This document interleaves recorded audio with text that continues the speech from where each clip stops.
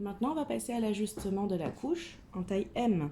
La taille M, c'est celle qui permet d'avoir 2 rangées de boutons de pression apparentes. C'est pour un enfant qui va commencer à galoper, à faire du 4 pattes. On va devoir faire attention à l'ajustement pour pas qu'il y ait de fuite sur les côtés et surtout sur l'avant parce qu'ils peuvent se retourner dans leur petit lit et du coup faire des dodos sur le ventre, ce qui peut occasionner des fuites, surtout pour les petits garçons qui font pipi plus haut que les petites filles. Donc on va regarder ça ensemble.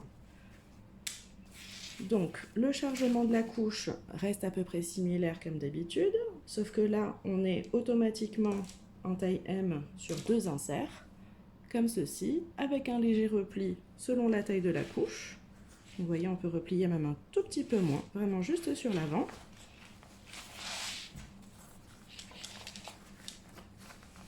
Ça, c'est pour les bébés qui n'ont pas besoin d'une grande absorption, où on fait le repli de taille équivalente sur l'avant.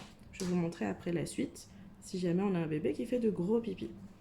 On met notre voile à l'intérieur, lavable ou jetable. On s'assure que rien ne dépasse. On fait notre petit repli, tout est OK. Et on peut positionner la couche, bon, jusque-là, pas de changement, sur notre bébé. Au niveau de l'ajustement devant, on devrait être à peu près, selon le tour de taille de votre enfant, sur un positionnement comme celui-ci.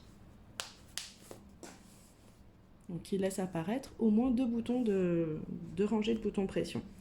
On fait bien attention toujours à ce que les côtés, rien ne dépasse. Là on est sur un nounours bien évidemment. Donc comme notre bébé va avoir la possibilité de se retourner, de dormir sur le ventre et du coup d'occasionner des fuites sur l'avant ou sur les côtés à ce niveau-là, on va changer un petit peu. Je vais vous montrer à l'intérieur comment faire. Donc là, on peut un petit peu tricher, c'est-à-dire qu'on va laisser un insert. Donc moi, de préférence, je préfère toujours mettre l'insert en bambou, si vous avez bambou et microfibre, toujours le bambou vers le fond et la microfibre sur le dessus. Parce que le bambou étant plus absorbant, le fait de le mettre au fond, ça permet d'éviter les fuites.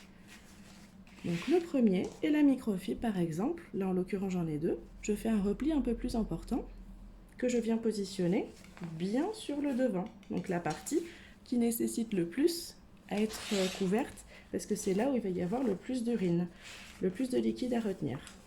Et là, on est sur une couche qui sera plus performante. De 2, quand on a un enfant qui a tendance à faire dodo sur le ventre et qu'on n'arrive pas à empêcher, bon après c'est comme ça qu'ils dorment bien, s'ils ont tendance à avoir des petites coliques, ça les soulage.